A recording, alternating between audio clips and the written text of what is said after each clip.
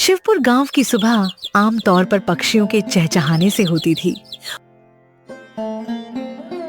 उसी गांव के चौक पर महेश अपनी रेडी को जोर लगाकर धक्का दे रहा था, जिस पर केवल आलूओं का ढेर लगा था। सूरज सिर पर था और महेश के चेहरे पर निराशा थी। आलू ले लो, ताजे आलू ले लो। तभी एक काकी उसके पास आई। अरे महेश, कल भी तो आलू ही लाया था। क्या तेरे खेत में इसके अलावा और कुछ नहीं उगता? घर में सब अब आलू देखकर मुंह बनाने लगे हैं। क्या करूं काकी, खेत में फसल यही हुई है। बहुत सस्ते दे रहा हूं, 2 किलो ले लो। नहीं रे बेटा, मुफ्त में भी देगा तो कोई नहीं खाएगा। कुछ नया लाए तो बता देना, सबको कुछ नया चाहिए। काकी के जाने के बाद महेश बहुत उदास हो गया। वहीं सड़क किनारे बैठ गया। पर नया लाने के लिए पैसे कहां से आएंगे? अगर आज ये आलू नहीं बिके तो कल का चूल्हा भी नहीं जल पाएगा। तभी उसका पुराना दोस्त गोपाल वहां से गुजरा। क्या हुआ महेश, आज फिर आलू का ढेर घर ले जा रहा है? हाँ गोपाल, कोई भी इसे खरीदने को तैयार नहीं है। सब इन आलूओं से पक गए हैं। समझ नहीं आता इन आलूओं का क्या करूं। भाई, तूने शहर में कुछ समय उस दुकान पर काम किया था ना, जहां लोग इसी आलू को भूनकर मसाला डालकर मैदे के आटे में भरकर तेल में तलते थे। क्या नाम था उसका? समोसा। हाँ, वो लोग आलू का ही इस्तेमाल करते थे। गोपाल की बात महेश के दिमाग में घर कर गई। उस शाम जब महेश घर लौटा तो उसके मन में एक ही धुन सवार थी। उसने अपने बचे हुए सबसे अच्छे आलू उठाए और उन्हें उबालना, मसालना और मसाले डालना शुरू किया। अगर मैं इन आलूओं को फेंकने के बजाय इनका रूप बदल दूं तो शायद बात बन जाए। मैदा घर में थोड़ा पड़ा ही है। वह रसोई में मसालों के साथ कुछ प्रयोग करने लगा। खुशबू फैलने लगी तो उसका पड़ोसी रहीम चाचा अंदर आए। महेश मियाँ, ये कैसी खुशबू आ रही है? आज क्या कोई दावत की तैयारी है? आइए चाचा, दावत तो नहीं पर एक कोशिश कर रहा हूँ। ये देखिए, मैंने इन आलूओं को मसालों के साथ पकाकर मैदे की लोई में भर दिया है। अरे, ये तो समोसे जैसी शक्ल लग रही है। इन्हें तेल में तलोगे? हाँ चाचा, इन्हें तेल में सुनहरा होने तक तलूंगा। ये कुरकुरे समोसे होंगे, जो गांव वालों के लिए बिल्कुल नया होगा। हिम्मत तो बड़ी है तेरी। चल, ये बन जाएं तो एक मुझे भी चखाना। अगली सुबह सूरज की पहली किरण के साथ ही महेश गांव के चौराहे पर पहुंच गया। उसने अपनी रेडी के एक तरफ उबले और मसालेदार आलू रखे थे और दूसरी तरफ कढ़ाई में तेल गरम हो रहा था। गांव के लोग जो रोज महेश को आलू बेचते देखते थे, आज रुक रुक कर उसे ताकने लगे। तभी गांव के हलवाई रामलाल उसके ठेले पर आए। अरे महेश, आज तेरा ये आलू का ठेला बड़ा चमक रहा है। इस कढ़ाई में क्या तल रहा है भाई? सुबह सुबह पकौड़े बना रहा है क्या? नहीं रामलाल भाई, ये पकौड़े नहीं हैं, इसे समोसा कहते हैं। शहर का बड़ा मशहूर नाश्ता है। आज पहली बार अपने गांव में लाया हूं। समोसा? नाम तो बड़ा अजीब है, पर खुशबू बड़ी मजेदार आ रही है। इसमें डाला क्या है? वही अपने ताजे आलू हैं भाई, बस बनाने का अंदाज नया है। ये देखिए, साथ में ये हरी मीठी चटनी भी है। तभी गांव के एक बुजुर्ग उसके पास आए। बेटा, ये दिखने में तो बड़ा कुरकुरा लग रहा है। क्या ये बुजुर्गों के खाने लायक है? मेरे दांत अब सख्त चीजें नहीं चबा पाते। बाबा ये तो बाहर से कुरकुरा है पर अंदर से इतना नरम है कि मुंह में जाते ही पिघल जाएगा। आप बस एक बार चक्कर देखिए। बुजुर्ग ने एक छोटा सा टुकड़ा तोड़ा और चखा। पूरा चौराहा शांत हो गया। सब बुजुर्ग के चेहरे के भाव देख रहे थे। जैसे ही उन्होंने समोसे का टुकड़ा चबाया, उनके चेहरे पर एक बड़ी सी मुस्कान फैल गई। देखते ही देखते वहां मौजूद दूसरे लोग भी अपनी बारी का इंतजार करने लगे। वाह महेश, ये तो वाकई कमाल की चीज है। इतना कुरकुरा और अंदर से इतना मसालेदार और नरम। और ये हरी चटनी, इसने तो जीभ में स्वाद ही भर दिया। तभी वहां महेश का दोस्त गोपाल भी आ गया। महेश, मुझे भी एक प्लेट दे भाई। कल तो तू बड़ा परेशान था और आज तूने यहाँ कमाल कर दिया। अब जल्दी जल्दी इसका स्वाद सबको चखा दे, लोग इंतजार कर रहे हैं। हाँ गोपाल, सबको दूंगा, पर ध्यान रखना चटनी थोड़ी तीखी है, संभल कर खाना। अरे तीखा ही तो असली मजा है। शहर में लोग क्या वाकई रोज यही खाते हैं? हाँ काका, शहर में तो समोसे खाने के लिए लंबी लाइनें लगती हैं। मैंने सोचा जब हमारे खेत में इतने अच्छे आलू होते हैं तो हम गांव वालों को ये स्वाद क्यों ना मिले। दोपहर होते होते महेश के सारे आलू खत्म हो गए थे, लेकिन सब्जी के रूप में नहीं बल्कि समोसे के रूप में। महेश ने आज पहली बार अपने हाथ में इतने पैसे देखे थे। उसकी आंखों में खुशी के आंसू थे और मन में एक नया हौसला। जिसके बाद अगले कुछ दिनों तक महेश का काम तेजी से चल पड़ा। अब लोग सुबह से ही महेश के आने का इंतजार करने लगे थे, लेकिन जैसे जैसे काम बढ़ा, महेश के पास संसाधनों की कमी होने लगी। उसके पास सिर्फ एक छोटी कड़ाही थी और अकेले सारा काम करना मुश्किल होता जा रहा था। तभी रहीम चाचा उसके पास आए। क्या बात है महेश मियां, काम कैसा चल रहा है? आज चेहरे पर वो चमक नहीं है, काफी थके थके लग रहे हो। चाचा, काम तो बहुत है पर हाथ सिर्फ 2 हैं। लोगों को मेरे हाथों के समोसे बहुत पसंद आ रहे हैं और अब वे ज्यादा मात्रा में मांग रहे हैं।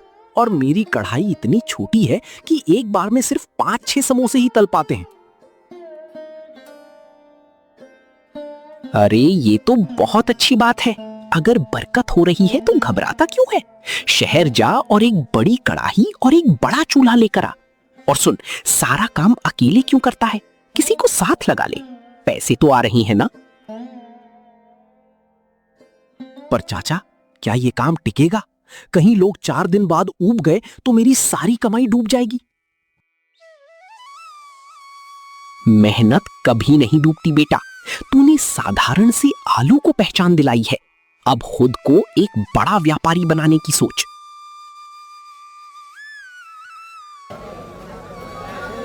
रहीम चाचा की सलाह मानकर महेश ने अगले दिन अपनी रेडी नहीं लगाई। वो पास के बड़े कस्बे के बाजार गया। वहां की भीड़ भाड़ देखकर उसे अपने पुराने दिन याद आ गए, जब वो दूसरों की दुकानों पर काम करता था। आइए भाई साहब, क्या दिखाऊं? होटल के लिए बर्तन चाहिए या घर के लिए? मुझे समोसे तलने के लिए सबसे बड़ी कढ़ाई चाहिए और हाँ, एक बड़ा चूल्हा भी देना जो तेज आंच दे सके। बड़ी कढ़ाई की मांग तो बहुत है। आप कहां से आए हैं? शहर में दुकान खोल रहे हैं क्या? नहीं साहब, गांव में मेरा छोटा सा समोसे बेचने का काम है। वहां लोगों को उसका स्वाद बहुत पसंद आ रहा है। ये तो बड़ी अच्छी बात है। ये लीजिए, ये स्टील की सबसे बढ़िया कढ़ाई है। इसमें एक साथ 15-20 समोसे आराम से तल जाएंगे। और ये रहा आपका नया चूल्हा। शुक्रिया। अब गांव लौटकर मुझे सिर्फ खाना नहीं बनाना बल्कि अपने काम को और बेहतर बनाना है। कल से गांव वालों को समोसे खाने के लिए इंतजार नहीं करना पड़ेगा।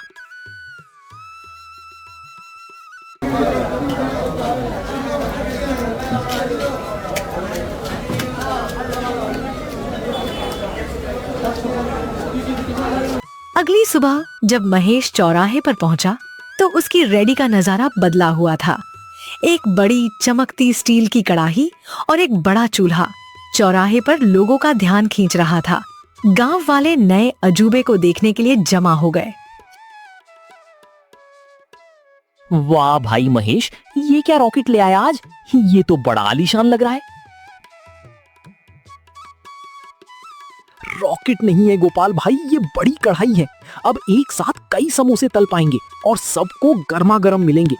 कल तक तुम लोग शिकायत करते थे कि देर लगती है, लेकिन अब ऐसा नहीं होगा।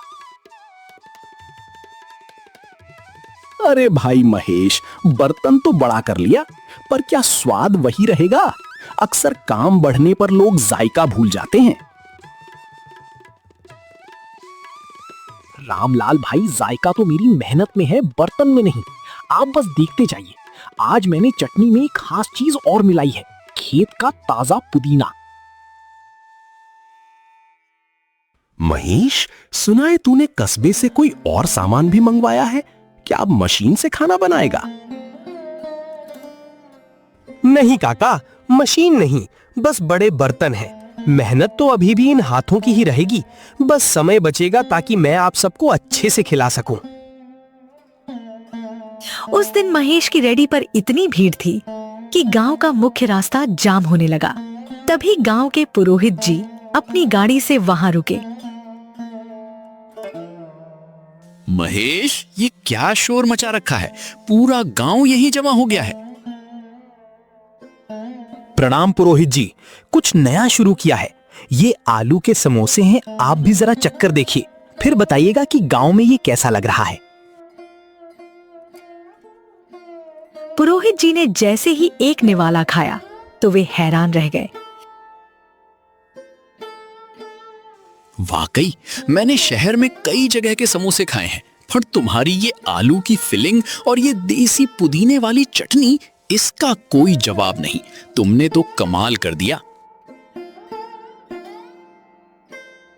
शुक्रिया साहब, बस सोच रहा था कि अपने आलू को फेंकने से अच्छा है उसे इस तरह लोगों तक पहुंचाया जाए। महेश, अगले हफ्ते तहसील के कुछ बड़े अधिकारी गांव आ रहे हैं। क्या तुम उनके लिए भी ऐसा कुछ इंतजाम कर सकते हो? मैं चाहता हूं वो देखें कि हमारे गांव के युवक कितने मेहनती हैं। ये तो मेरे लिए सौभाग्य की बात होगी साहब। मैं उनके लिए सबसे बेहतरीन समोसे तैयार रखूंगा। महेश ने रात भर तैयारी की।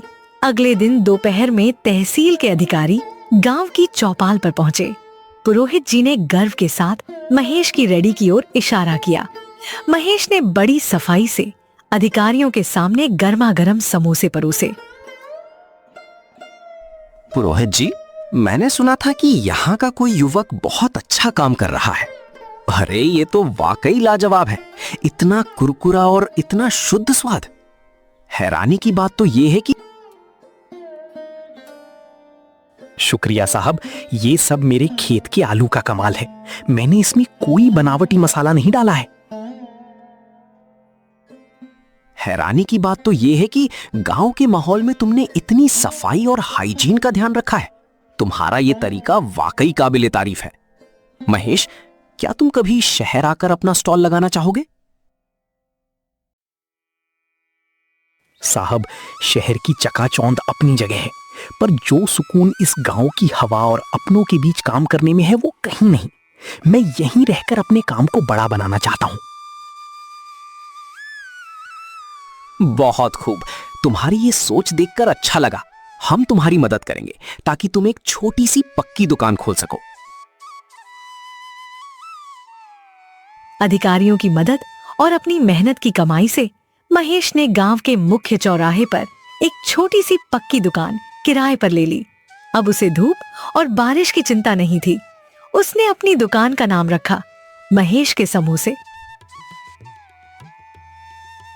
अरे भाई महेश, अब तो तू सेठ बन गया। इतनी सुंदर दुकान और वो भी गांव की सबसे मुख्य मोड़ पर। अब तो हमें बैठने के लिए कुर्सियां भी मिलेंगी। सेठ नहीं रामलाल भाई, बस आप सबका प्यार है। दुकान पक्की हो गई तो क्या हुआ, स्वाद तो आज भी वही मिट्टी से जुड़ा रहेगा। आइए, आज उद्घाटन के दिन पहली प्लेट आप ही के नाम। महेश मियां, देख रहे हो, जहां तू कभी आलू का ढेर लेकर उदास बैठा रहता था, आज वहां तेरी नाम की धूम मची है। मैंने कहा था ना, आलू को पहचान तूने दी है। चाचा, ये सब आपकी बातों का ही असर है। अब मैंने सोचा है कि मैं गांव के 2 और बेरोजगार युवकों को यहाँ काम पर रखूंगा। उन्हें मैं खुद ट्रेनिंग दूंगा ताकि वो भी अपना हाथ साफ कर सकें। बहुत नीक ख्याल है बेटा। तरक्की वही है जो सबको साथ लेकर चले। वक्त बीतता गया और महेश की दुकान अब केवल शिवपुर ही नहीं बल्कि आसपास के 10 गांवों में मशहूर हो गई। लोग दूर दूर से उसके समोसे खाने आने लगे। महेश ने कभी अपनी गुणवत्ता से समझौता नहीं किया। महेश भाई, आज तो शहर से भी कुछ लोग आए थे। कह रहे थे कि सोशल मीडिया पर तुम्हारी दुकान की बड़ी चर्चा है। अब तो तुम्हें शहर में भी ब्रांच खोल लेनी चाहिए। गोपाल, शहर की चकाचौंध अपनी जगह है, पर जो सुकून इस गांव की हवा और अपनों के बीच काम करने में है, वो कहीं नहीं। मेरा मकसद सिर्फ पैसा कमाना नहीं था, बल्कि अपनी मेहनत को एक नई दिशा देना था। तुमने वाकई साबित कर दिया कि अगर इरादा पक्का हो तो एक गरीब सब्जी बेचने वाला भी अपने हुनर से तकदीर बदल सकता है। मेहनत का कोई विकल्प नहीं होता गोपाल। आज जब मैं पीछे मुड़कर उन आलूओं से भरी रेडियो को देखता हूं तो मुझे गर्व होता है कि मैंने हार नहीं मानी। तभी कुछ देर बाद सुराज की चिलचिलाती धूप में गांव का एक नौजवान लड़का जो काफी परेशान और मायूस लग रहा था, महेश की दुकान के पास आया। चेहरे पर भूख और गरीबी की लकीरें साफ झलक रही थीं। उसने हिचकिचाते हुए महेश से बात करना शुरू किया। भैया नमस्ते, मेरा नाम गोविंद है। मैं इसी गांव के पिछले मोहल्ले से हूँ। हाँ गोविंद, बोलो क्या बात है? तुम बहुत परेशान लग रहे हो। भैया, मुझे बहुत शर्म आ रही है, पर मुझे कोई और रास्ता नजर नहीं आ रहा। मेरी माँ बहुत बीमार है। पिताजी ने कुछ साल पहले हमें छोड़ दिया। घर में खाने को भी नहीं है और दवा का पैसा तो दूर की बात है। भैया, क्या आपके पास कोई काम है? मैं बहुत मेहनत करूंगा, बस थोड़ा सा काम दे दो। गोविंद की बात सुनकर महेश का दिल पसीज गया। उसे अपने पुराने दिन याद आ गए, जब वह खुद आलूओं का ढेर लेकर चौराहे पर उदास बैठा रहता था और किसी से मदद की गुहार लगाता था। उसने गोविंद को करीब बुलाया। गोविंद, रोना मत बेटा, अब तुम अकेले नहीं हो। देखो, मैं भी कभी तुम्हारी तरह ही था। आलू बेचते बेचते थक गया था, पर हार नहीं मानी। तुम भी हार मत मानो। मतलब भैया, आप मुझे काम देंगे? हाँ गोविंद, काम तो बहुत है। आओ, मैं तुम्हें सिखाता हूँ। ये देखो, समोसे कैसे बनते हैं। मैदा गूंथना, आलू का मसाला बनाना, समोसों को आकार देना और फिर तेल में तलना, ये सब मैं तुम्हें बताऊंगा। भैया सच में मुझे ये सब सिखाओगे? मैं बहुत जल्दी सीख जाऊंगा। मुझे कुछ भी करना आता है, बस एक मौका दे दो। उसी दिन से गोविंद ने महेश की दुकान पर काम करना शुरू कर दिया। वह बहुत मेहनती था। सुबह जल्दी आता, बर्तन साफ करता, आलू छीलता, मसाला तैयार करता और महेश को हर काम में मदद करता। महेश ने उसे अपने बेटे की तरह रखा। उसे खाना खिलाता, सिखाता और गलती होने पर प्यार से समझाता। तो दोस्तों, आप लोगों को यह कहानी कैसी लगी? कमेंट करके जरूर बताएं और ऐसी कहानियों को देखने के लिए वीडियो को लाइक करें और चैनल को सब्सक्राइब करें।